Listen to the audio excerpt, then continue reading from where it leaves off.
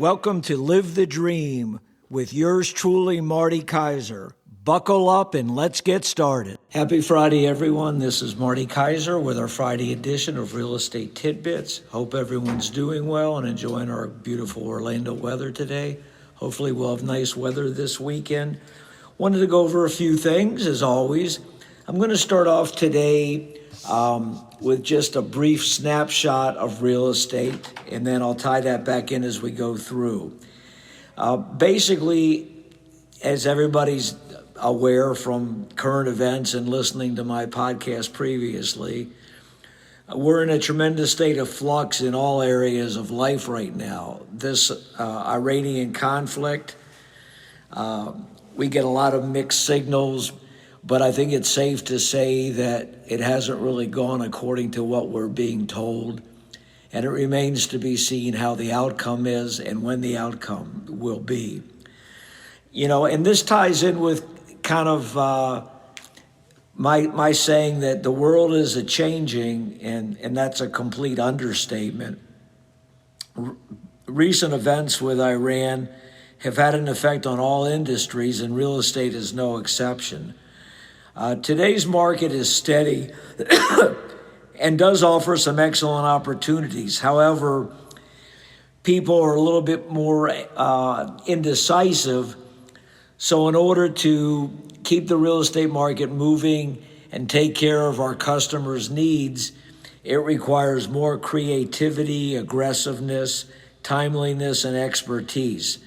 So it really puts a big exclamation point on the skill and understanding of the agent that's helping a particular customer. And as I always tell my customers, they should always visit with me, whether it's in person or on a FaceTime call or a Zoom call, so that we can do a comprehensive, no obligation, no cost review of their situation and try to determine what the optimal methods are to maximize their particular investment strategy, whether they're a seller, a current purchaser, or a future purchaser. Now, what have I seen in the market? Well, again, let's focus on Hunters Creek a little bit. One thing that's interesting, not unexplainable, but interesting, is our inventory is actually down right now. We have less than 40 active listings in Hunters Creek. And prior to the Iranian conflict, they were starting to gradually increase every month. And since the conflict started, they're gradually decreasing.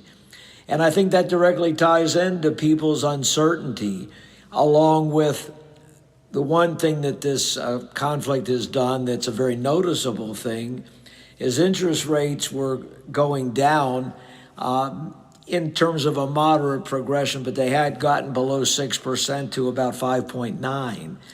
And since the conflict took place, they're around 6.5%. So a lot of the sellers that we work with are people that are selling for a purpose, meaning that they're either looking to maybe buy a larger house for a growing family. Maybe they're doing the converse of that, and they've had their house for a long time, so they're looking to pull their equity out and downsize. In some cases, they want to go to a what I would call an easier form of living, like condominium or townhouse living, where the community takes care of a lot more of the exterior maintenance. Or maybe in some cases, folks are going to an age-controlled community, like a 55 and over community. So there's different reasons for that. And then the last reason is some people relocate for lifestyle purposes. But in either event, all these events have created a situation where a certain percentage of our potential customers have kind of put their plans on hold, waiting to see where this conflict ends up. You know, because we're experiencing tremendously high gas prices, which until the conflict's over are probably going to continue to go up. And interest rates, unfortunately, may continue to go up slightly as well. So there's a lot of variables right now. Now, what I've experienced with the folks that are out there looking is they're more serious. but they're definitely taking their time and making decisions. When we get a superior listing, people will still pull the trigger on that, and the listing will go quickly and for a premium price. But for the majority of listings, what I call the normal listing, which is 80% of the listings, they require more optimization by the sellers, meaning that superior staging, superior marketing, proper pricing, and then the purchasers, of course, are wanting to look at a few more houses before they make a decision. So all this has created additional challenges that can certainly be overcome, but require more patience, education, and information for our customers. So my prediction for the conflict hasn't changed since last week. I think ultimately, we're going to declare it over. We're going to declare it a win. But I think if you're looking at it strictly from a pragmatic point of view, we're going to way embellish the results, and you can argue whether it was a successful or a negative operation. One of the things that's going to be a result of this probably is the Straits of Hormuz. The Iranians are going to definitely continue to leverage that. So that's going to be something that could have a long-term impact on the world as well as energy and oil production. We'll just have to wait and see. On a springtime note, I'm going to do a little sports. This is a great time of the year for sports fans. And so we've actually got 3 big events that are working over the next 4 weeks. The first one we're actually experiencing right now, and that's the college basketball tournament, what they call the NCAA tournament. And so the playoffs are going to be completed this Monday. And so right now we're down to 4 teams, and we'll have 2 games playing tomorrow on Saturday, and then the 2 winners of that will play in the championship game on Monday. And the 4 teams are the University of Arizona, the University of Michigan, the University of Illinois, and the University of Connecticut. Michigan's playing Arizona, and Connecticut's playing Illinois.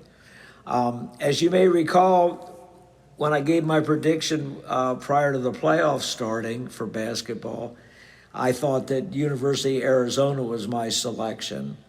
And I haven't changed that. I do think when everything's said and done, they will be the 2026 champions. However, I do think all 4 teams are very deserving, and I expect both games to be excellent contests. I think the final game will end up being Arizona, and I'm going to pick an upset in the other game and say University of Connecticut, with Arizona prevailing in the final game. I'd like to give special props to the University of Connecticut, as they are appearing in the Final Four for the 3rd time in 4 years. They had previously won 2 titles back-to-back, and then they got eliminated early on last year, and now they're in the Final Four this year.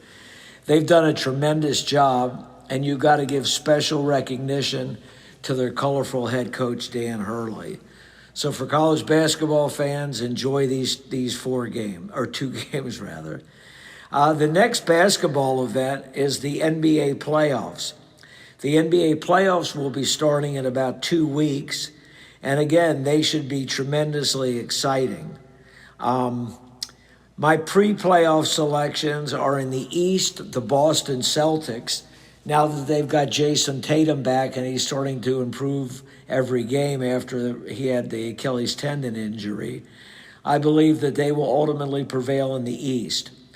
The West is going to be quite interesting. I think it's going to boil down to the 2 top teams who are definitely having superior years right now, the Oklahoma City Thunder and the San Antonio Spurs. That's going to be a great series, assuming they play one another, and it could go either way. However, I'm going to pick an upset here and pick the Spurs to upset the defending champions, Oklahoma City Thunder. I believe the biggest difference in this series is going to be the Spurs phenom, Victor Wembanyama. He's a 7'6" guy that can just do everything. It's unheard of for a person of his stature that has such a versatile game. But that's going to be a great series. The Thunder have arguably the most valuable player again this year in, I'm drawing a blank, SAG is his initials. And he's had a phenomenal year. So it should be interesting. So keep an eye out for that for basketball fans. That'll start in about 2 weeks. Lastly, with the NBA, the Orlando Magic have had a colossal meltdown. In my opinion, they're the most underperforming team in the NBA. Unfortunately, I think their coach, Jamal Mosley, will be the victim here, and he's going to be terminated, I believe, when the season's over. For whatever reason, and I like Coach Mosley, and I think he's a good coach, but he hasn't been able to get this team on the same page, and they've just had a very disappointing year. Not only is it disappointing, but they've got a high payroll now. They're kind of locked into they can't do that many creative moves. And it's unfortunate that he's going to be the victim and that they can't just trade a bunch of their roster. In my opinion, one of their problems is they need a leader. And Paolo Banchero, who's their by far highest paid player, he's got a no-trade clause in his contract, and he's probably the most recognizable player the Magic had. He's been a disappointment. He really hasn't improved over his rookie year. And he doesn't seem to have the leadership capabilities that you need in your number one player. He also has kind of made it clear with a passive-aggressive attitude that he's not in line with the coach, and that obviously is a big problem. He makes way too much money to perform the way he has this year. And you can see it when you watch the Magic. They have a lack of effort. They just are not in sync. The biggest thing that you see for basketball fans is their defense has just been hellacious, rather. They've just done a horrible job of playing defense, and defense is more effort, and they're just not providing the effort. In the last 2 weeks, they've been embarrassed in 3 games by teams of their level, basically. Toronto, Atlanta, and there's another team that I'm drawing a blank on. And they lost all 3 games by over 30 points in games that were important. And it was just due to a lack of effort and horrible defense. So I'm a basketball fan and I'm a Magic fan, but I basically, the Magic are played so bad I can't even watch them. They're just really bad to watch. And last but not least in sports is the NFL draft for our football fans is less than a month away. It should be very exciting, as it always is. They always do a great event with it. The only certain item I would say is that the Indiana quarterback will be the first pick of the Las Vegas Raiders, rather. Stay tuned for a draft analysis prior to the draft, which we'll have on one of our upcoming podcasts. But it should be interesting. Other than the first pick, as I mentioned, the other players are kind of wide open right now into the order that they'll go and exactly who's going to go in the first half of the first round, et cetera. So that's all for sports. So last but not least, if somebody needs any help, they want my opinion of real estate, they want to know what are the hot listings right now out on the market, I'd certainly be glad to provide that. Again, this is Marty Kaiser with Better Homes and Gardens. I can be reached at 407-595-9700. And everybody enjoy the weather and be safe. This is Marty Kaiser out.